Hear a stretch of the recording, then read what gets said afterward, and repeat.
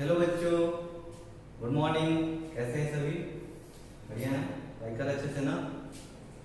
चलिए आगे बढ़े। बात करेंगे आज लास्ट क्लास में जो हम बात किए थे उस पर थोड़ा डिस्कशन कर लेते हैं। फेजर डायग्राम को बात करते हैं लास्ट क्लास में, फिर उसमें हम लोग आरएमएस वैल्यू क्या होता है इस सब पे चर्चा होता है कि नहीं, समझ में आ गया था। फिर हम लोग आए थे आरएमएस सॉरी इस पे फेजर डायग्राम पे ना। फेजर डायग्राम क्या होता है, जिसमें हम लोग बताया कि कोई भी अगर फंक्शन साइनसोइडल अगर इस साइनसोइडल के फॉर्म में होगा, जैसे i = i0 sin omega t क्या है, साइनसोइडल के फॉर्म में है, और एप्सिलॉन =ε0 sin ओमेगा t, ये भी हमारा क्या है, ये भी हमारा साइनसोइडल के फॉर्म में है। समझ रहे हैं? इस टाइप के इक्वेशन को हम लोग फेजर डायग्राम में रिप्रेजेंट करते हैं। और इसमें क्या होता है, फेजर डायग्राम किसी x एक्सिस y एक्सिस के अबाउट उसके ओरिजिन से, उसके जहां पे क्रॉस करता है 0 0 पॉइंट होता है, वहां से अगर आप कोई एक लेंथ काटेंगे, तो अगर मैं करंट के लिए बात करूं तो जो ये लेंथ ड्रॉ होगा ये आपको इसके मैक्सिमम जो वैल्यू होता है, पीक वैल्यू जो होता है, उसको रिप्रेजेंट करता है। तो हमारा ये जो लेंथ होगा, मैग्नीट्यूड होगा, वो I0 को रिप्रेजेंट करेगा। समझ में आया? अगर मैं बात करूं किसका, करंट का। अच्छा, इस उसके बाद एक्चुअली इसका अगर मैं साइनसोइडल वेव बनाऊं तो कैसे बनेगा, ऐसा। ये आपका स्टार्टिंग पॉइंट है 0। इसके बाद क्या हो रहा है, आपको टाइम के साथ ये आपका I क्या है, it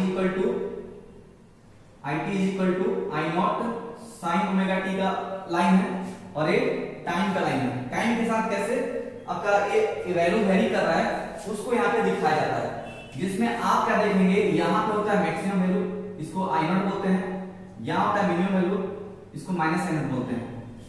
इस मैक्सिमम वैल्यू को हम लोग क्या करते हैं, फेजर डायग्राम में ऐसे जो हम लोग कटिंग करते हैं इस पॉइंट से, ये जो लेंथ होता है उसको I0 से रिप्रेजेंट करते हैं। समझ में आया? उसके बाद ये जो ओमेगा टी यहाँ पे दिख रहा है, ये जो फेज है, ठीक है, फेज या फिर फेज एंगल बोल लीजिए, इसको हम लोग कैसे रिप्रेजेंट करते हैं, तो x एक्सिस हमारा तो ये है, ये y एक्सिस है, तो x एक्सिस से जो एंगल पे अभी फिलहाल होगा वो आपका बताएगा क्या, ये बताएगा आपका फेज एंगल कि ये ओमेगा टी डिस्टेंस पे सपोज। क्लियर है? चलिए, उसके बाद अगर आप किसी पॉइंट पे, जैसे मान लेते हैं t = कुछ t1 या t2 पे कोई भी वैल्यू t = t1 है, उस समय आपका जो ये रोटेशन है सपोज घूमते घूमते यहाँ पहुंचा है, ओमेगा t पे है, ठीक है। इस पॉइंट पे इसका जो प्रोजेक्शन गिराएंगे y एक्सिस पे, ये जो लेंथ आएगा ये आपका वैल्यू देगा इंस्टेंटेनियस का। क्या इंस्टेंटेनियस वैल्यू है उस t1 टाइम पे, ठीक है, इसका वैल्यू देगा आपको ये वाला, ये देगा I0 sin ओमेगा t1। समझ में आया? t1 टाइम के लिए हो जाएगा, इस समय ये भी क्या होगा, ओमेगा t1 होगा। हो सकता है घूम घूम करके कुछ ऐसा भी बन गया, कुछ इस तरीके से यहाँ पे आ गया घूमते हुए, इस पॉइंट पे ये अपना I0 रहेगा, इसका प्रोजेक्शन हम गिराएंगे तो ये आपका मान लेते हैं ये it2 पे है, यहाँ पे देगा I0 sin ओमेगा t2। ठीक है, समझ में आ रहा है? इस तरीके से इसका रोटेशन हम लोग एक सर्कुलर फॉर्म में दिखाते हैं। एक सर्कल ही बनेगा ना, ये फिक्स रेडियस सेंटर है, मान लेते हैं, इसके बाद गोल घुमाएंगे तो एक हर एक पॉइंट को मिला देंगे एक साथ, तो क्या बनेगा, एक सर्कल बनेगा। इस तरीके से आप ईएमएफ को भी इस फेजर डायग्राम में रिप्रेजेंट करते हैं। क्लियर है? चलिए, इसका यूज आगे है, आपको वहां पे ज्यादा अच्छे से समझ पाएंगे आप। चलते हैं आगे बढ़ते हैं, अब बात करेंगे। अब नेक्स्ट जो हमारा टॉपिक होगा वो होगा सर्किट थ्योरी इन एसी। अब हम लोग सर्किट के बारे में पढ़ेंगे, डिफरेंट सर्किट के बारे में पढ़ेंगे एसी में। इसका हेडिंग डालते हैं सर्किट थ्योरी इन एसी। ठीक है, इसमें हम लोग क्या पढ़ेंगे, हम लोग डिफरेंट सर्किट, जैसे प्योरली रेसिस्टिव सर्किट के बारे में पढ़ेंगे, फिर प्योरली कैपेसिटिव सर्किट पढ़ेंगे, फिर प्योरली इंडक्टिव सर्किट पढ़ेंगे, फिर इसका कॉम्बिनेशन पढ़ेंगे जिसको हाइब्रिड सर्किट बोलते हैं, जिसमें आप LR के बारे में पढ़ेंगे, CR के बारे में पढ़ेंगे, ठीक है, जिसमें L भी होगा, इंडक्टिव भी होगा, कैपेसिटिव रेजिस्टिव होगा, एक में आपका कैपेसिटिव एंड रेजिस्टिव मतलब कैपेसिटर और रेजिस्टर दोनों लगा होगा, और एक लास्ट कॉम्बिनेशन आएगा LCR in series and LCR in parallel. ठीक है, तो LCR सीरीज आपके लिए है सिलेबस में, LCR इन पैरेलल आपके सिलेबस में नहीं है। ठीक है, तो ये रहेगा हमारा आगे का जो भी बात करेंगे उसका कहानी सर्किट थ्योरी इन एसी के ऊपर। तो पहला जो हम पढ़ेंगे सर्किट थ्योरी में वो होगा हमारा, बताइए कौन सा पहला जो हम रीडिंग बनाएंगे इसके लिए, ये होगा एसी इन प्योरली रेसिस्टिव सर्किट,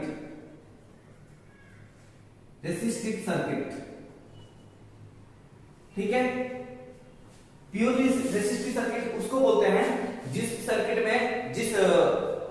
में आपको सिर्फ रेसिस्टर दिखेगा, एज ए एलिमेंट आपको क्या दिखेगा, सिर्फ एक रेसिस्टर दिखेगा, ऐसा समझ में आ रहा बात। इसको हम लोग अभी तक डीसी से कनेक्ट करके पढ़ चुके हैं कि कैसे कैसे क्या वेरिएशन होता है, करंट का क्या होता है, आपका इसका रेजिस्टेंस R1 है तो कैसे करंट वेरी करेगा, कितना एनर्जी निकलता है, ये सब आप बात कर चुके हैं डीसी सर्किट में, जिसमें हम लोग पढ़े थे कौन सा चैप्टर, करंट इलेक्ट्रिक चैप्टर में।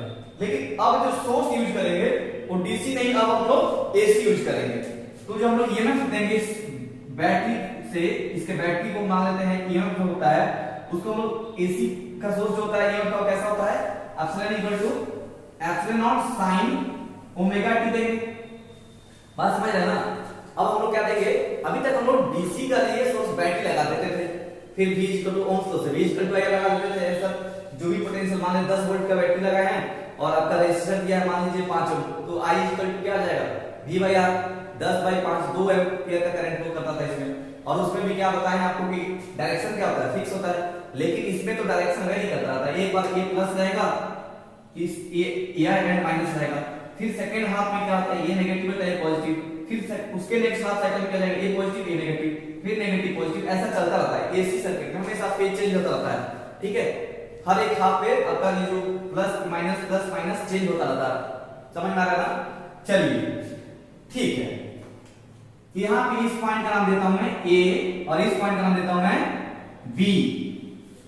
ठीक है, अच्छा किसी भी टाइम पे मान लेते हैं, अब तो हम जानते हैं कि ये वेरी करता रहता है, कभी प्लस कभी माइनस कभी प्लस होगा, ये कभी हायर पे हो गया लोअर पे होगा, ये कभी लोअर कभी ये हायर होगा। लेकिन हम लोग अपने केस के लिए क्या करेंगे, एक किसी टाइम पे मान लेते हैं ये आपका हायर है और ये आपका लोअर है, मतलब हमारा यहाँ पे प्लस यहाँ पे माइनस मान लेता हूं। ठीक है, किसी टाइम पे उसको हम लोग मान लेते हैं प्लस है और दूसरा वाला क्या है माइनस, मतलब लोअर पोटेंशियल पे है। अच्छा ठीक है, यहां से ये आपने इनपुट दिया है नहीं कि ईएमएफ जो है आपने absolute equal to epsilon sine omega T दिया है। अब इसके कॉरस्पॉन्डिंग करंट कितना आएगा देख लेते हैं, उस करंट का कैसे हम लोग आगे फेजर डायग्राम में कैसे डिस्कशन करेंगे उसको भी देखेंगे। ठीक है, आइए बात करते हैं। मान लेते हैं करंट आई फ्लो कर रहा है, उस टाइम टी पे करंट कितना फ्लो कर रहा है, हमारे सर्किट में आई करंट फ्लो कर रहा है। ठीक है, यहां से लगाएंगे हम लोग क्या चीज बोलिए, केवीएल लगा लेंगे यहां से। करंट ऐसे इस टाइम पे पर्टिकुलर टी टाइम पे हम लोग माने हैं कि ये प्लस है माइनस है, तो यहां से करंट ऐसे जाएगा, यहां से एंटर करेगा उस टाइम के लिए, तो ये हम लोग हो जाएगा, अगर केवीएल लगाएंगे तो ये हो जाएगा प्लस, क्योंकि यहां एंटर करता है करंट वहां पे प्लस लेते हैं और जहां निकलता है वहां पे माइनस लेते हैं। ठीक है, बैटरी के लिए तो हम लोग यहां पे प्लस माइनस ऑलरेडी डिसाइड कर चुके हैं पहले से। अब लगा लीजिए KVL, applying KVL in the circuit, क्या मिलेगा हमें, ये हो जाएगा कितना, इसको ले जाइए यहां से तो जाएगा माइनस आई आर, फिर हो जाएगा plus epsilon is equal to 0, यही होगा ना जी, minus I R plus epsilon equal to 0।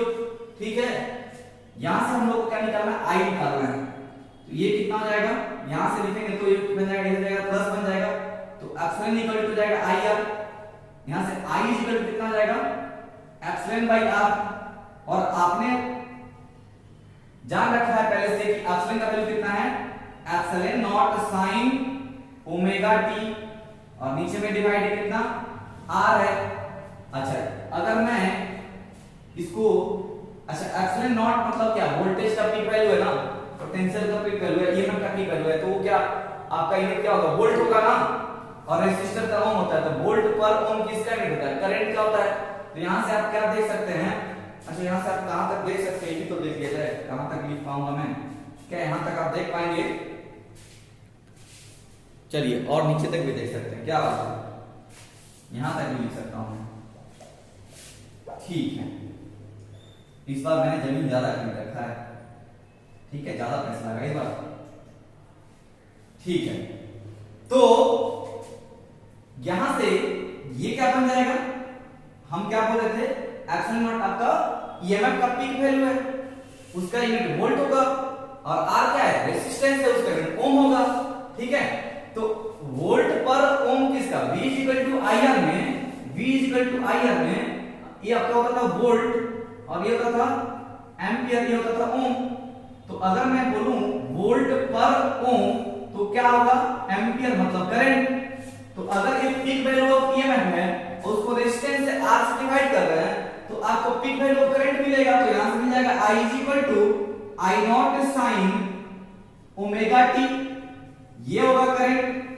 तो प्योरली रेजिस्टिव सर्किट में अगर आपने ईएमएफ जो एसी जो हम लिए, ठीक है, epsilon naught sin omega T, तो उसके करस्पॉन्डिंग जो करंट आता है वो कितना आता है, I = I0 sin omega T, ठीक है। अच्छा इसका फेज कितना है, इसका फेज कितना है, अगर मैं फेज एंगल बात करूं तो इसका फेज एंगल ओमेगा टी है, ठीक है। और इसको मैं अगर φ1 बोलूं, फेज को फाई से रिप्रेजेंट करते हैं, आपको पता होना चाहिए, मैं इसको φ1 बोल दे रहा हूं, और इसके फेज एंगल को मैं φ2 बोल दे रहा हूं, जो कि ये भी ओमेगा टी है। तो फेज एंगल में क्या चेंज होगा, ठीक है, अगर निकालेंगे, अगर φ2 - φ1 करते हैं तो जो डेल्टा फाई आएगा, φ2 - φ1 वो कितना आएगा, omega T minus omega T, मतलब 0 आ रहा है, मतलब दोनों में जो फेज का चेंज होगा वो कितना का होगा, 0, ठीक है। दोनों एक ही डायरेक्शन में रहेंगे, जिस डायरेक्शन में करंट रहेगा उसी डायरेक्शन में आपका ईएमएफ भी रहेगा, या फिर ऐसा बोल दीजिए जिस डायरेक्शन में ईएमएफ होगा उसी डायरेक्शन में क्या होगा, करंट भी होगा, ठीक है। आते हैं, अभी देखिए आपको समझ में आएगा, धीरे धीरे सब समझ में आएगा, टेंशन मत लीजिए। इसको हम लोग ड्रॉ करते हैं फेजर डायग्राम पे, मैं बता था फेजर डायग्राम का यूज है आगे, यहां पे आते हैं और ड्रॉ करेंगे फेजर डायग्राम। ये लीजिए आपके ड्रॉ करता हूं, इसको मिटा रहा हूं मैं ताकि यहां ड्रॉ कर सकूं मैं फेजर डायग्राम, ठीक है। तो ये रहा आपका फेजर डायग्राम, यहां से हम पहले रिप्रेजेंट करेंगे किसको, एप्सिलॉन, दोनों को एक जगह पे रिप्रेजेंट कर देते हैं। अच्छा मुझे पहले ये बताइए, अगर कोई पूछे आपसे कि मैग्नीट्यूड वाइज अगर कोई पूछे आपसे कि एप्सिलॉन नॉट का वैल्यू ज्यादा होगा ना आई नॉट का वैल्यू ज्यादा होगा, तो क्या बोलेंगे आप, क्या लिखेंगे सर, आपको पता है कि आई नॉट इज इक्वल टू लिख रहे हैं कितना, एप्सिलॉन नॉट बाई आर। तो आप मैथमेटिकल फॉर्मल नॉलेज है आपको, तो यहां से आप कोई भी बता सकता है कि आई नॉट बड़ा होगा ना एप्सिलॉन बड़ा होगा। ऑब्वियस सी बात है, एप्सिलॉन नॉट में आर डिवाइड हो जाता है, तो जो भी कुछ वैल्यू होगा 10, 15, 20 उसमें कुछ वैल्यू डिवाइड हो जाएगा, ठीक है। तो आई नॉट क्या हो जाएगा, घट जाएगा आपका, ठीक है, मतलब आई नॉट का जो मैग्नीट्यूड होगा वो कम आएगा एप्सिलॉन नॉट से। तो अगर मैं फेजर डायग्राम में जो बात कर रहा था उस लेंथ का, ठीक है, तो किसका लेंथ बड़ा होगा, वो जो लेंथ हम लोग बना रहे थे ना, एक लंबा सा लेंथ आई नॉट लिखा था मैं, तो इस वाले में अगर दोनों को एक साथ रिप्रेजेंट करूं तो किसका सर्कल का रेडियस बड़ा दिखेगा, आई नॉट का ना एप्सिलॉन नॉट का। ऑब्वियस बात है एप्सिलॉन नॉट का बड़ा दिखेगा, आई नॉट का छोटा दिखेगा।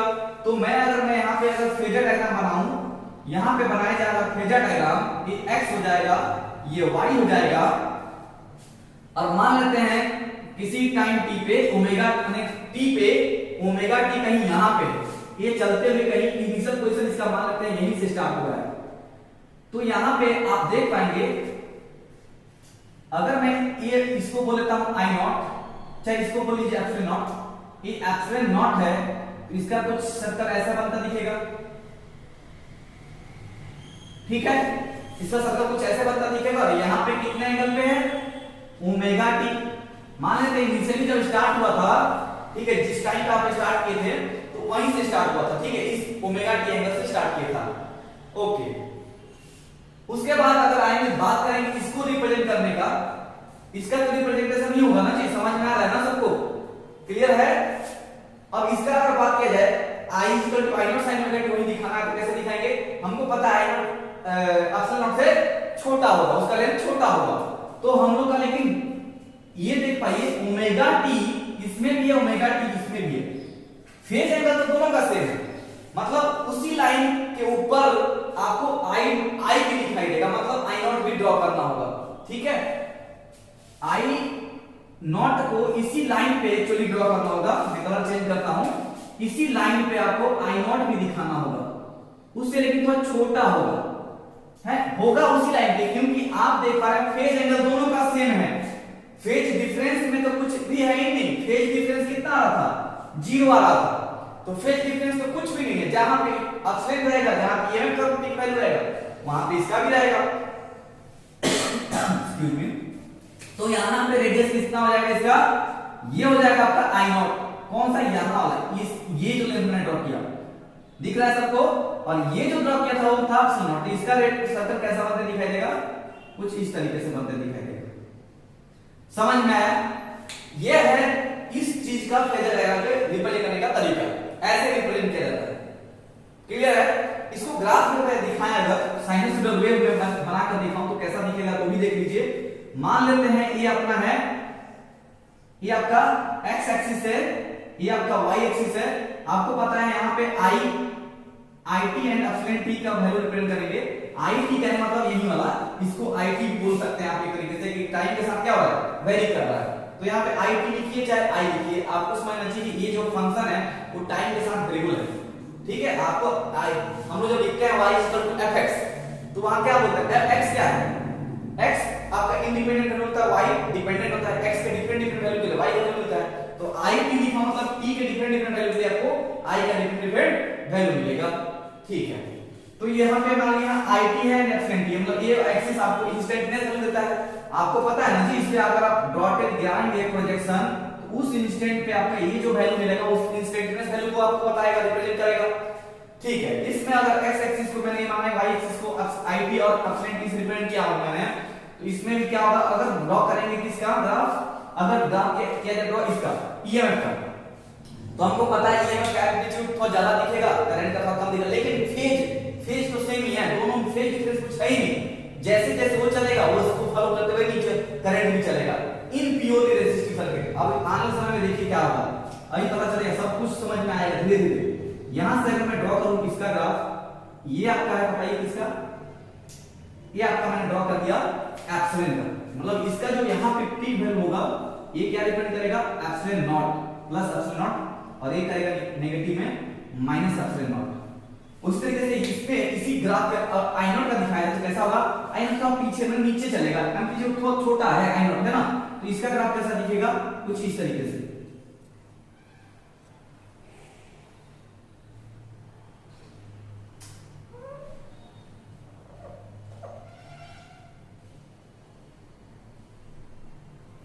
ठीक।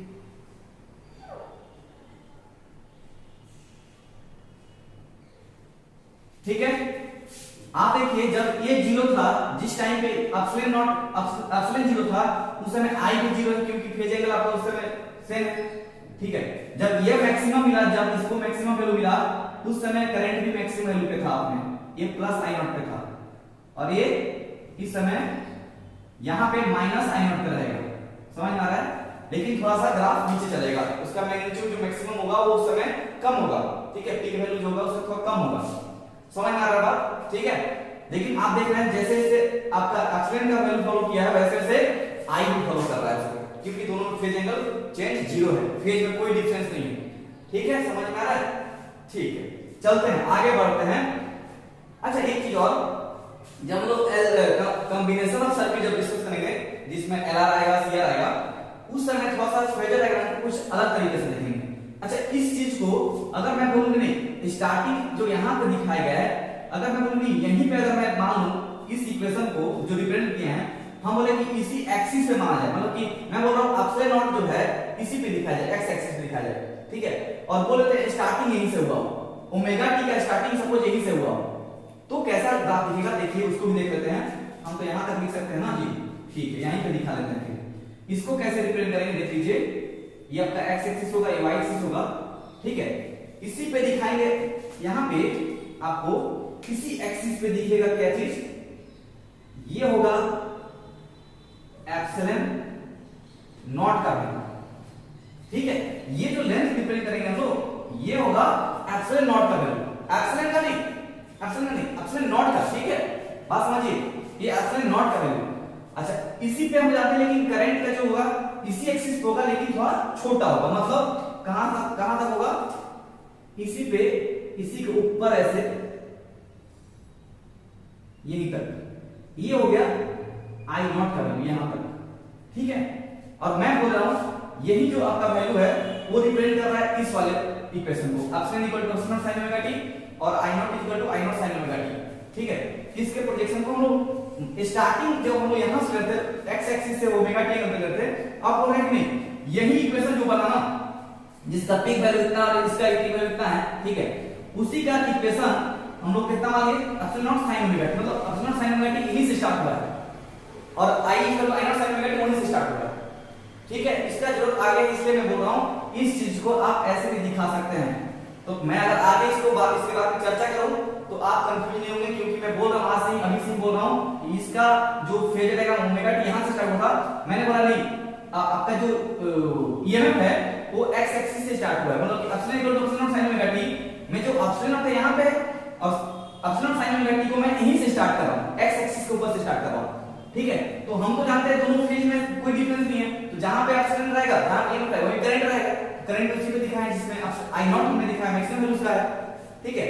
और इसका भी आपका कितना हो जाएगा, I equal to I naught sin omega T, वहां पे रिप्रेजेंट कर दिया, ठीक है। आएंगे धीरे धीरे सब पे आएंगे, समझ में आएगा भी आपको, एक एक करके हर चीज समझ में आएगा। आगे बढ़े, दिखाते हैं इसको, चलिए अब करेंगे चर्चा हम लोग इस पे। अब नेक्स्ट जो हमारा होगा वो होगा इंडक्टिव सर्किट, प्योरली इंडक्टिव। ऐसे प्योरली इंडक्टिव तो कभी होता नहीं है, बट फिर भी हम लोग एज्यूम करके इसको सॉल्व करते हैं, क्योंकि कोई भी अगर वायर या फिर कुछ भी आप एलिमेंट लोगे तो आप में उसके अंदर थोड़ा ना थोड़ा बहुत तो रेजिस्टेंस होता ही है, कोई ऐसा बिना जीरो रेजिस्टेंस हो ऐसा करके कोई मटेरियल है ही नहीं अपने लाइफ दुनिया में, ठीक है। बट हम लोग एज्यूम कर लेते हैं प्योरली रेजिस्टिव के जगह पे प्योरली इंडक्टिव सर्किट लिखेंगे, एज्यूम कर लेंगे क्यों प्योरली इंडक्टिव है। यहां मैं लिख देता हूं purely inductive circuit. Purely inductive circuit में क्या दिखेगा जी हम लोग को, सर्किट में हमको दिखेगा एक इंडक्टर, ठीक है।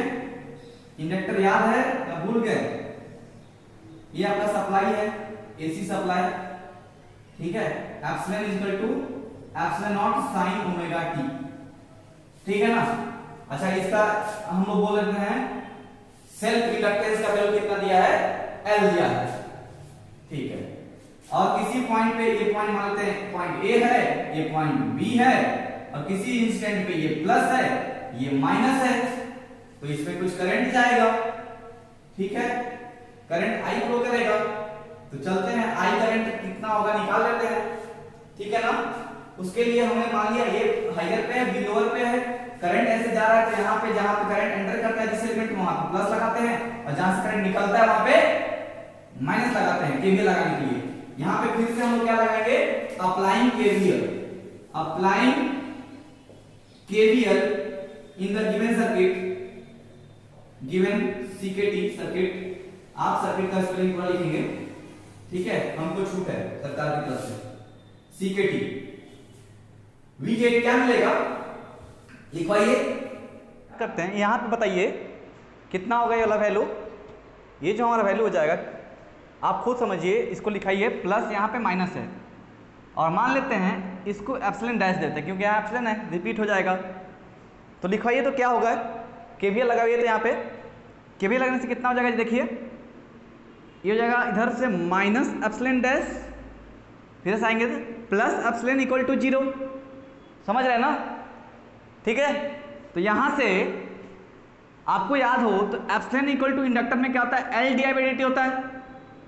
ठीक है, epsilon equal to L D I by D T होता है। यहां से आप अगर पुट करेंगे तो इंडक्टर के अंदर का जो ईएमएफ आएगा वो कितना आ जाएगा, minus L D I by D T plus ये कितना हो जाएगा, epsilon naught sine omega T is equal to 0। समझ में आ रहा है? ठीक है, इसके बाद आप देखिए इसमें से हम लोग को करंट निकालना है, तो इसको ले जाएंगे इधर, तो ये जाएगा प्लस, तो हो जाएगा L D I by D T, इतना मैथ्स तो आता ही होगा ना जी, ये जाएगा equal to epsilon naught sine omega T.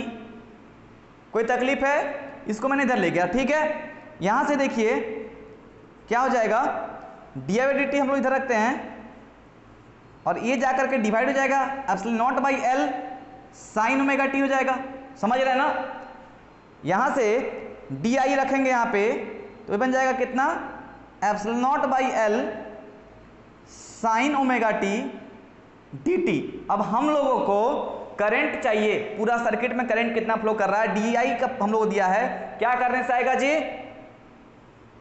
Integration, integrating both side हम लोग को क्या मिलेगा, दैट इंप्लाई डी आई का इंटीग्रेशन कितना हो जाएगा, आई, और यहां से एप्सिलॉन नॉट क्या है, कांस्टेंट है, एल भी एक कांस्टेंट है, तो आप दोनों को बाहर लाएंगे, एप्सिलॉन नॉट बाई एल को बाहर ले आएंगे और sine omega T D T का इंटीग्रेशन कर लेंगे, sine omega T D T का integration, that imply I is equal to कितना हो जाएगा, epsilon naught by L sine omega T का इंटीग्रेशन कितना होता है, माइनस कॉस ओमेगा टी, फिर कॉस ओमेगा टी से साइन ओमेगा टी के द्वारा क्या आएगा, एक क्या आता है जी, साइन ओमेगा टी का हो जाएगा माइनस कॉस ओमेगा टी, फिर ओमेगा टी का हम लोग इंटीग्रेशन अंदर से करते हैं तो कितना निकल के आता है, बाय ओमेगा हो जाता है। इतना तो इंटीग्रेशन सीख ही गए होंगे आप लोग सेकेंड ईयर में।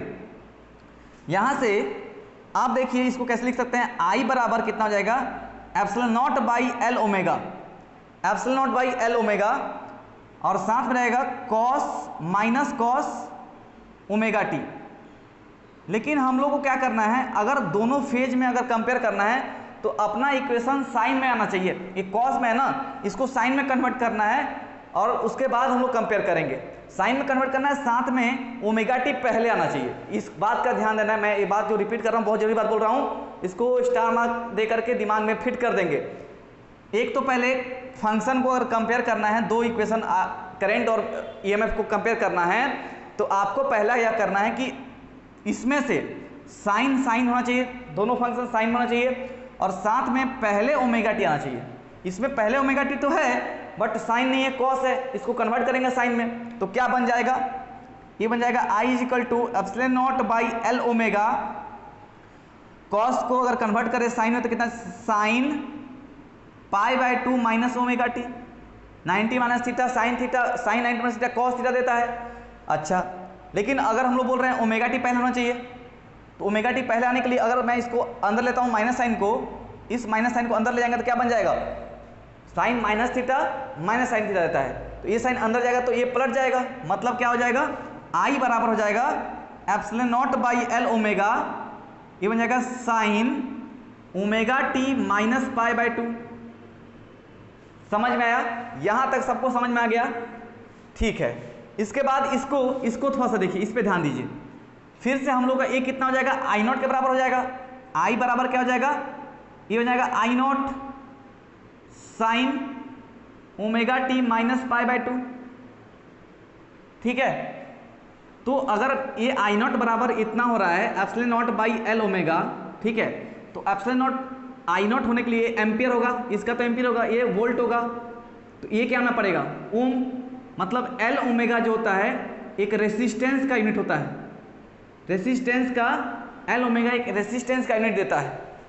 लेकिन एक नया नाम देते हैं, अगर इंडक्टर के केस में हम लोग का रेजिस्टर में आ रहा था, यहाँ पे क्या आ रहा है, एल ओमेगा आ रहा है, और एक देख पा रहे हैं कि इसका यूनिट ओम होना चाहिए, ओम मतलब ये रेजिस्टेंस की तरह बिहेव करेगा, इसको बोलते हैं इंडक्टिव रिएक्टेंस। ये सब टर्म है, इस एल ओमेगा को क्या पढ़ते हैं, इसको पढ़ते हैं inductive reactance.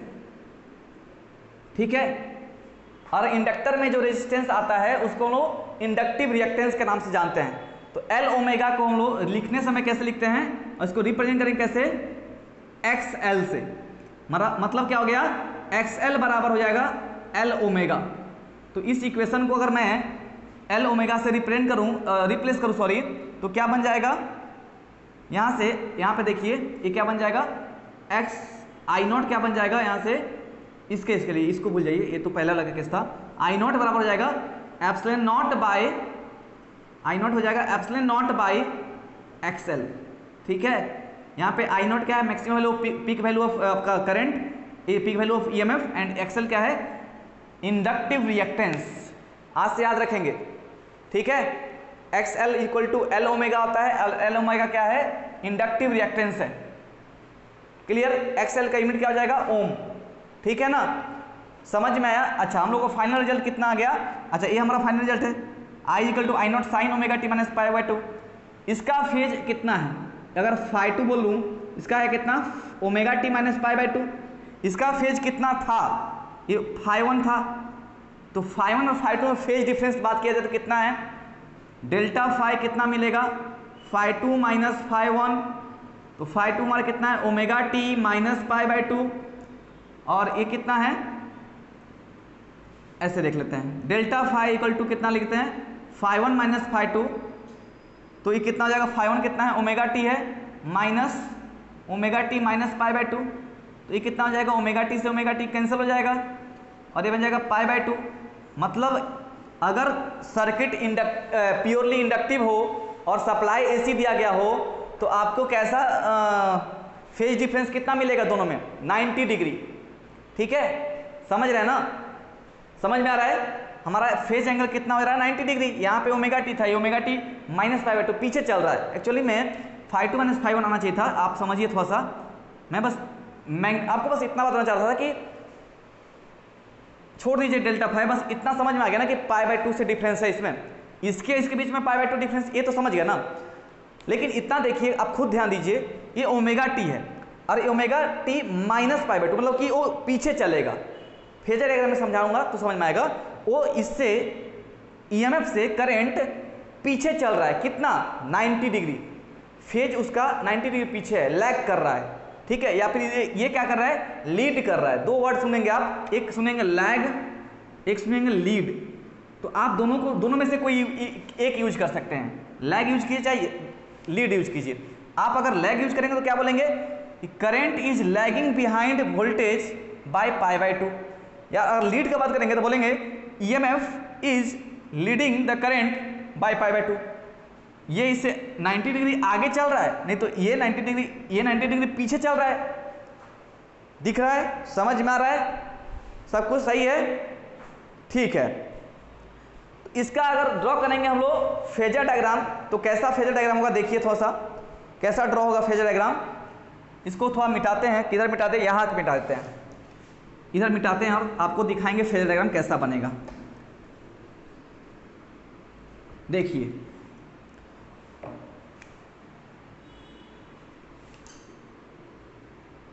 Phasor diagram, sorry, ये x ये y, अगर स्टार्टिंग करें एप्सिलॉन नॉट का यहीं से, ये हमारा यहाँ तक क्या है, ये एप्सिलॉन नॉट है, इसका एक सर्कल ड्रॉ करेंगे तो कैसा बनेगा सर्कल, ये हो जाएगा सर्कल। ये आपका कौन सा एंगल है, ओमेगा टी, है ना, अरे समझ रहे हैं कि नहीं। यहां से अब क्या बोल रहे हैं, ईएमएफ से करंट 90 डिग्री पीछे, तो पीछे मतलब ओमेगा टी माइनस 90 जाना पड़ेगा। मतलब कहाँ आना पड़ेगा, इससे हम लोग को ये वाला जो है लाइन, इससे 90 डिग्री नीचे, मतलब एकदम 90 डिग्री पे ड्रॉ कीजिए एंगल, और थोड़ा सा छोटा रहेगा करंट, है ना जी, करंट थोड़ा छोटा रहता है, तो इसका ये 90 डिग्री पीछे है। समझ में आ रहा है, ये ओमेगा टी था और वो आई नॉट हम लोग ड्रॉ कर रहे हैं, ये वाला आई नॉट है, तो आई जो है 90 डिग्री पीछे चल रहा है। यहाँ इक्वेशन से पता चल रहा है फेज में एंगल 90 डिग्री पीछे है। ये होगा आपका करंट का फेजर डायग्राम। ये है representation of phasor diagram in case of inductive circuit. Clear है, समझ रहे हैं ना, मजा आ रहा है? अब समझ में आया ना फेजर डायग्राम का मतलब क्यों हम लोग क्या होता है और क्यों बताया गया था आपको। यह है आपका फेजर डायग्राम का तरीका और रिप्रेजेंट ऐसे करते हैं। अच्छा, इसको फिर से मैं बोल रहा हूँ, जब हम लोग हाइब्रिड सर्किट पढ़ेंगे, कॉम्बिनेशन पढ़ेंगे, तो इस चीज़ को ऐसे देखेंगे हम लोग। बात सेम है, थोड़ा सा बस थोड़ा तरीका बदल जाएगा। क्या देखेंगे, इस ईएमएफ को लाएंगे इस एक्सिस पे। देखिए ध्यान दीजिए, अगर ईएमएफ को आप रोटेट करते हैं इस एक्स एक्सिस पे लेके आते हैं, अगर आप बोल रहे हैं यहाँ पे है ईएमएफ आपका, ये एप्सिलॉन नॉट है, मतलब यही आपका इक्वेशन किसका है, epsilon equal to epsilon naught sine omega T का यहाँ पे इक्वेशन है। तो जो करंट का इक्वेशन आएगा वो 90 डिग्री पीछे जाएगा, मतलब ये ना इससे 90 डिग्री पीछे कौन सा हो जाएगा, ये हो जाएगा आपका करंट, ये हो जाएगा आई नॉट। और एक बात मैं बोल रहा हूँ, वेक्टरली ट्रीट करते हैं, अलग बात है आई नॉट और एप्सिलॉन नॉट कोई वेक्टर क्वांटिटी नहीं है, लेकिन हम लोग ट्रीट करेंगे वेक्टर की तरह। जब सोल्यूशन निकाला जाएगा तो एज ए वेक्टर ट्रीट करके निकाला जाएगा, ठीक है। याद रखेंगे एप्सिलॉन नॉट आई नॉट में कोई दोनों में से कोई एक भी वेक्टर नहीं है, लेकिन हम लोग इसको ट्रीट करेंगे एज ए वेक्टर, ठीक है। और वेक्टरली एडिशन जैसे किया जाता था, आपको याद है वेक्टर एडिशन, वैसे ही वेक्टर एडिशन लगाकर इसको सॉल्व करेंगे।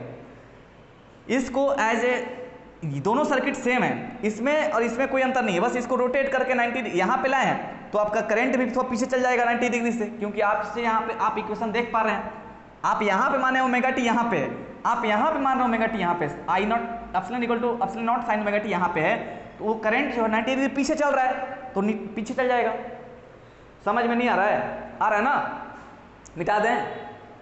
अच्छा, मिटाना तो पड़ेगा क्योंकि एक चीज़ और दिखाना है, वो वाला दिखाना है हम लोग को, क्या बोलते हैं वेव, इसका जो साइनोसॉइडल वेव कैसे बनेगा, इसका साइनोसॉइडल वेव कैसे बनेगा देखिए।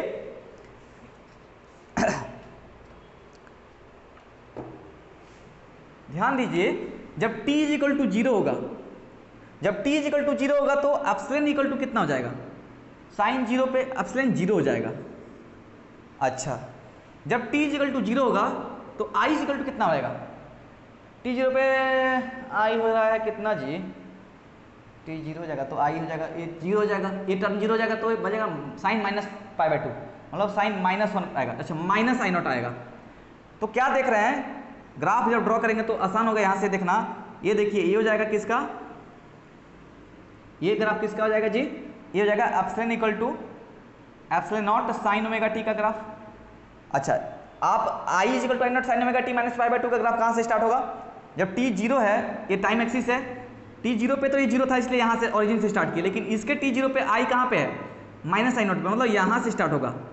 और जब 90 डिग्री पे आएगा, ये पाई बाई 2 पे आएगा, तो ये पाई बाई 2 पे कितना हो जाएगा, ये साइन ओमेगा इंटू मतलब साइन, अच्छा ये एंगल पूरा एंगल बताता है ना, टाइम अगर मान लेते हैं ये होता है पाई बाय ओमेगा, ये कितना आएगा 1/4, 2 पाई बाय ओमेगा होता है पूरा टी टाइम के लिए, t/4 के लिए कितना हो जाएगा 2 पाई बाय ओमेगा इंटू 1/4 करके कितना आएगा पाई बाय 2 ओमेगा। ये एक्चुअली पॉइंट कौन सा है, pi by 2 omega, t equal to pi by 2 omega put करेंगे कितना हो जाएगा, for t equal to pi by 2 omega, t equal to क्या पुट करना है पाई बाय 2 ओमेगा, तो कितना हो जाएगा epsilon not into sine omega into T की जगह कितना पाई बाय 2 ओमेगा, तो ओमेगा से ओमेगा कट जाएगा, तो साइन 90 मतलब ये अपना 90 डिग्री है। ये भी आपको तो ऐसे ही पता है 90 डिग्री आता है, 180 होता है, ये 270 होता है, 360 होता है, ठीक है। आप डायरेक्ट यहाँ पाई बाय 2 पुट कर सकते थे, लेकिन आपको फील दिलाने के लिए मैंने पाई बाय 2 ओमेगा किया ताकि आपको लगे कि हाँ टाइम वहाँ पे उतना होगा। साइन 90 पे कितना था 1, तो यहाँ पे पीक वैल्यू है, ये तो दिख रहा है। अच्छा, इसका कितना हो जाएगा उस समय, ये 0 होगा, आई देखिए पाई बाय 2 पुट करेंगे इसकी जगह पे, है ना, तो पाई बाय 2 0 हो जाएगा, साइन 0 पे कितना 0 देता है, तो इस समय एक ग्राफ ऐसे चलेगा, यहाँ से स्टार्ट होगा, यहाँ स्टार्ट होगा, ठीक है।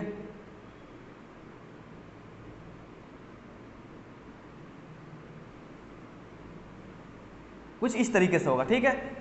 आप देख लेंगे यहाँ पे अगर 180 डिग्री पे मैक्सिमम देगा फिर करंट, ठीक है, फिर 270 में मिनिमम हो जाएगा करंट, ठीक है ना, समझ में आ रहा है। बस इतना समझिए, पाई बाय 2 से लैग कर रहा है, ये पीछे चलेगा, 0 पे देखिए नीचे चल रहा है, पाई बाय 2 से पीछे चल रहा है। फेज में एंगल, फेज डिफरेंस में कितना वैल्यू है, पाई बाय 2 का है। Current is lagging behind voltage, यहाँ पे एक पॉइंट लिखेंगे, current is lagging behind voltage by angle, current is lagging behind voltage, चाहे ईएमएफ बोल लीजिए, EMF by pi by 2, bye angle pi by 2। समझ में आ रहा है बात? क्लियर हो रहा है ना? अगर ग्राफ ड्रॉ करेंगे इसके लिए, अगर अच्छा एक्सेल इज इक्वल टू कितना omega L, X L equal to omega L, तो हम लोग बोल सकते हैं एक्सेल जो होगा इंडक्टिव रिएक्टेंस जो होगा वो डायरेक्टली प्रोपोर्शनल टू एल होगा, and X L is directly proportional to क्या हो जाएगा, ओमेगा हो जाएगा। तो अगर उसका ग्राफ ड्रॉ करेंगे एक्सेल वर्सेस एल का और एक्सेल वर्सेस ओमेगा का, तो कैसा हो जाएगा? अगर डायरेक्टली प्रोपोर्शनल है तो मैं यहीं पर ग्राफ ड्रॉ कर देता हूँ, आपका ओवरलैप कर रहा है लेकिन समझ में आना चाहिए आपको। ये एक्सेल है, सपोज ये एल है, तो आपका ग्राफ कैसे जाएगा? ऐसा। या फिर आपका ग्राफ अगर कोई पूछ दे एक्सेल यहाँ पे है और ओमेगा यहाँ पे, तो ग्राफ ऐसे ही जाएगा। ठीक है, passing through origin, slope passing through constant slope बनेगा और ओरिजिन से पास करेगा। क्लियर हो रहा है? अगर अच्छा डायरेक्ट करंट अगर रहे, थोड़ा सा एक चीज और आपको फील दिलाते हैं। अच्छा डीसी रहता है, इसकी जगह पे क्या होता है? डीसी में एंगुलर फ्रीक्वेंसी कितना होता है? कोई एंगुलर फ्रीक्वेंसी नहीं होता है ना। डीसी में ओमेगा कितना होता है? 0। ठीक है, कोई उसमें आपका चेंज होता ही नहीं है, वो तो कांस्टेंट रहता है, उसमें डायरेक्शन चेंज नहीं होता है, ओमेगा तो 0 होता है। तो यहाँ से आप बोल सकते हैं अगर ओमेगा 0 हो जाएगा तो आप बोलिए एक्सेल बराबर कितना हो जाएगा? एक्सेल बराबर हो जाएगा कितना जी? देखिए यहाँ पे एक्सेल बराबर 0 हो जाएगा। एक्सेल बराबर कितना? यहाँ से एक्सेल 0 हो गया तो एक्सेल 0 हो जाएगा ना, ओमेगा, हाँ ओमेगा इक्वल टू, हाँ ठीक है, यहाँ से एक्सेल 0 हो जाएगा। तो यहाँ से आप देखिए आपको कोई एक्सेल जब 0 है, मतलब आप बोल रहे हैं इंडक्टिव रिएक्टेंस कितना हो गया? 0 हो गया। और इंडक्टिव रिएक्टेंस अगर 0 है, इस इंडक्टर में कोई अपोजिशन नहीं है। ये करंट को अपोज करता है कब? जब ओमेगा चेंज होगा, जब आपका करंट चेंज होता है तभी वो अपोज करता है। जब ये इंडक्टिव रिएक्टेंस 0 हो गया तो आप क्या बोल रहे हैं कि इसमें करंट जो जा रहा था, जो अपोज कर रहा था, वो अपोज नहीं करेगा, क्योंकि इसमें इंडक्टिव रिएक्टेंस क्या हो गया? 0 हो गया। ठीक है, अगर इंडक्टिव रिएक्टेंस कुछ रहेगा तो ये अपोज करेगा। करंट अगर इंक्रीज करेगा तो उसको नहीं पढ़ने देगा, डिक्रीज करेगा तो बढ़ाएगा। ठीक है, उल्टा काम करता है। आप ऑलरेडी पढ़ चुके हैं इस चीज़ को। यहाँ से इस पॉइंट को भी देख सकते हैं कि whenever omega is 0 inductor offers no, क्या बोलते हैं उसको, no opposition for constant current. अगर करंट कांस्टेंट रहेगा तो उसके लिए कोई अपोजिशन नहीं हो देगा, नहीं अपोज करेगा। कहने का मतलब ये है कि अपोज नहीं करेगा। यहाँ पे होता है इंडक्टिव रिएक्टेंस का कहानी खत्म। फिर फाइनल आपका जो बात करेंगे हम लोग कैपेसिटिव रिएक्टेंस, सॉरी कैपेसिटिव बोल रहा हूँ, कैपेसिटिव सर्किट के बारे में, प्योरली कैपेसिटिव सर्किट के ऊपर बात करेंगे अभी। ये हो जाएगा प्योरली कैपेसिटिव सर्किट। इसमें क्या होगा? अब आसान है आपके लिए, अब कोई तकलीफ नहीं होना चाहिए। यहाँ से देखिए ये AC सप्लाई दिए हैं, ठीक है, ये कैपेसिटेंस C है इसका। ये मान लेते हैं किसी टाइम पे प्लस है, माइनस है, epsilon equal to epsilon naught sine omega t आपने इनपुट दिया है, और आपका करंट मान लेते हैं I फ्लो कर रहा है इसमें से। किसी पॉइंट पे ये A है जो हायर पोटेंशियल पे है और एक पॉइंट B है जो लोअर पोटेंशियल पे है। ठीक है, कोई कंफ्यूजन नहीं है, समझ में आ रहा है? ठीक है, समझ में आ रहा है। अच्छा, ये अगर हायर पोटेंशियल है तो इधर क्या होगा? Plus Q charge, plus charge ये होगा, एक्यूमुलेट करेगा प्लेट पे। इसमें प्लस Q होगा तो इधर माइनस Q चार्ज एक्यूमुलेट करेगा। कैपेसिटर याद है ना? अगर ये हायर पोटेंशियल पे है, लोअर पोटेंशियल पे है, तो यहाँ से करंट अगर इधर जा रहा है तो इलेक्ट्रॉन निकल करके यहाँ इस प्लेट से इस प्लेट पहुँचेंगे। इस प्लेट पे नेगेटिव चार्ज एक्यूमुलेट होगा, इस प्लेट पे पॉजिटिव चार्ज एक्यूमुलेट होगा। ठीक है, यहाँ तक सब कुछ समझ गया। अब चलते हैं, इसका लिखेंगे हम लोग क्या चीज़, KVL लगाएंगे। यहाँ पे भी KVL लगाएंगे। तो चलिए यहाँ पे लगाइए, applying KVL in above circuit. क्या मिलेगा हमें? जहाँ एंटर करता हूँ प्लस है, जहाँ निकलता हूँ माइनस, तो यहाँ से जाएगा Q इज इक्वल टू सी भी होता है ना, तो V इज इक्वल टू कितना? Q बाई सी, ये होता है ना, याद है? Q इज इक्वल टू सी भी, तो V इज इक्वल टू जो पोटेंशियल ड्रॉप अक्रॉस कैपेसिटर होता है वो कितना होता है? Q बाई सी होता है। समझ रहे हैं? Q बाई सी होता है। तो यहाँ से क्या हो जाएगा? माइनस अगर मैं इसका पोटेंशियल ड्रॉप V मान लेता हूँ तो minus V plus epsilon equal to 0, मतलब क्या हो जाएगा? माइनस V की जगह कितना? Minus Q by c plus epsilon naught sine omega t equal to 0 आएगा। ठीक है, कोई तकलीफ तो नहीं है? अच्छा, यहाँ से इस जगह इधर तो कितना हो जाएगा? QC q by c equal to epsilon naught sine omega T. यहाँ से क्या मिल जाएगा, q is equal to c epsilon naught sine omega t. आपको चाहिए करंट, वोल्टेज आपने दे रखा है, ईएमएफ दिया है, आपको करंट निकालना है। क्यू आपको पता है इतना चार्ज फ्लो कर रहा है टाइम में, किसी टाइम में, तो चार्ज दिया है, अगर करंट निकालना तो क्या करना होता है, इंस्टेंटेनियस करंट निकालने के लिए क्या करेंगे, d q by D t, differentiate कर देंगे, डिफ्रेंशिएटिंग बोथ साइड डब्ल्यू r t time with respect to time, क्या मिलेगा, d q by D t बराबर होगा सी एप्सिलॉन तो बाहर ही जाएगा, डी बाई डी टी, आप चाहें तो एक स्टेप लिख सकते थे ऐसे, d by D t of c epsilon naught sine omega t. उसका यहाँ से आप सी ओमेगा टी बाहर लाएंगे क्योंकि कांस्टेंट इंटीग्रेशन सॉरी डिफरेंशिएशन से बाहर आ जाता है, तो डी बाई डी टी दे देता है कितना, साइन ओमेगा टी सिर्फ। ओके, साइन ओमेगा टी का डिफरेंशिएशन कितना होता है, कोस ओमेगा टी।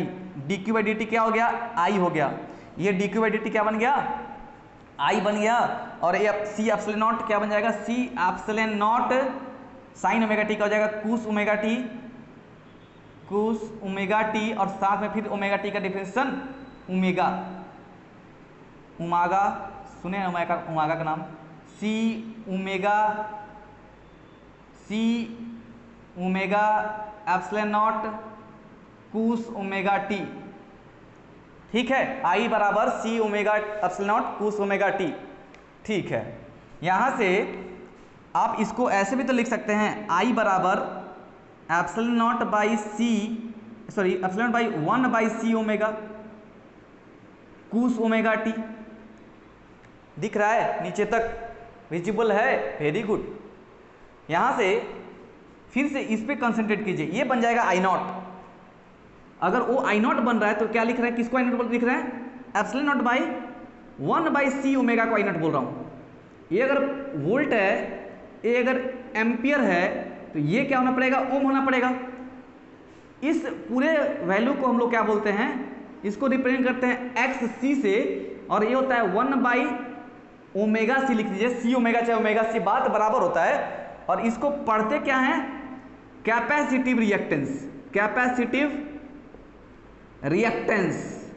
यहां से एक्सी जो होता है इन्वर्सली प्रोपोर्शनल होता है ओमेगा से, और एक्सी जो इन्वर्सली प्रोपोर्शनल होता है 1 बाई सी से, ठीक है। इसका ग्राफ अगर ड्रॉ करेंगे तो कितना हो जाएगा, एक्सी का ग्राफ ओमेगा से करेंगे तो कुछ इस तरीके से आएगा, ठीक है, कुछ इस तरीके से आएगा। यहाँ पे अगर ओमेगा इन्फिनिटी हो जाएगा तो एक्सी जीरो क्यों आएगा, अगर ओमेगा जीरो की ट्रेंड करेगा तो इन्फिनिटी पे जाएगा, ठीक है। कैपेसिटर के केस में कैपेसिटेंस का वैल्यू जैसा होगा वैसे ही आपका वो भी वेरी करेगा, तो अगर सी भी होगा चाहे ओमेगा होगा, ऐसे ग्राफ बनेगा। आपको क्लियर है।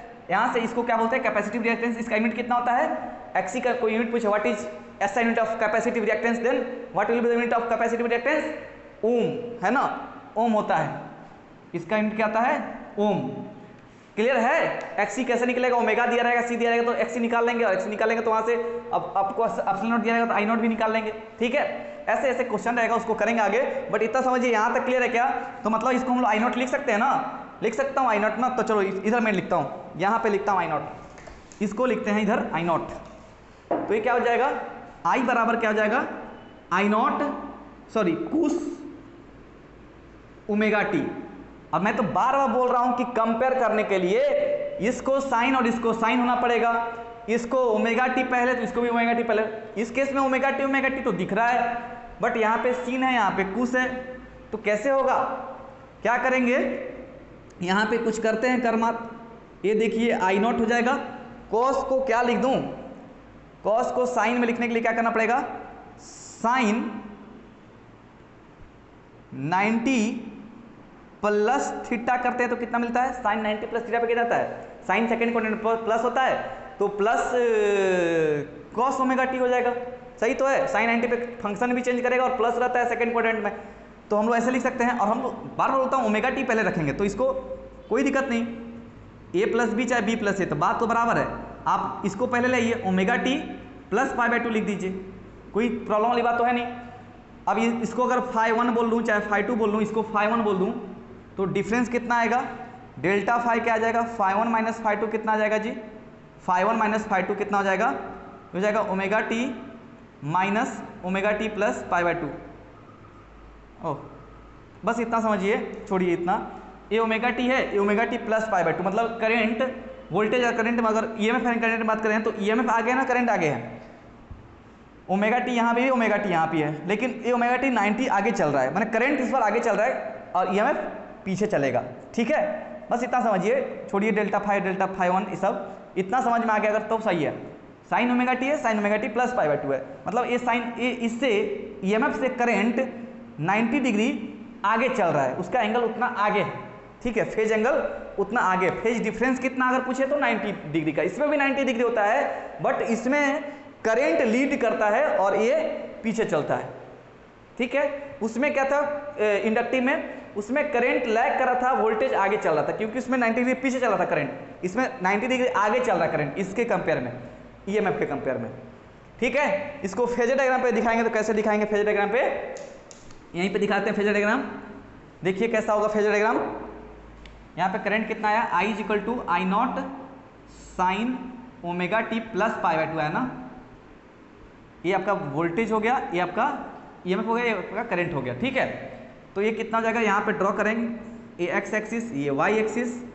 यहाँ पे फिर से अगर मैं एप्सिलॉन नॉट यहाँ ले रहा हूँ, थोड़ा सा ऊपर लेते हैं, यहाँ लेते हैं एप्सिलॉन नॉट, ये ओमेगा टी है, अगर ओमेगा टी है इसका सर्कल ड्रॉ कीजिए इसके अबाउट। करंट 90 डिग्री आगे, आगे मतलब इधर, ये अगर ये लाइन, ये एक लाइन है, इससे 90 डिग्री कहाँ बनेगा, इधर ऐसे थोड़ा नीचे रहेगा क्योंकि करंट पीछे थोड़ा चलता है। ठीक है, बट 90 डिग्री बनेगा इसके बीच में। ये वोल्टेज का है, एक करंट का है, वोल्टेज से करंट आगे चल रहा है 90 डिग्री, तो यहाँ से ऐसे बनेगा सर्कल। बुझ गए?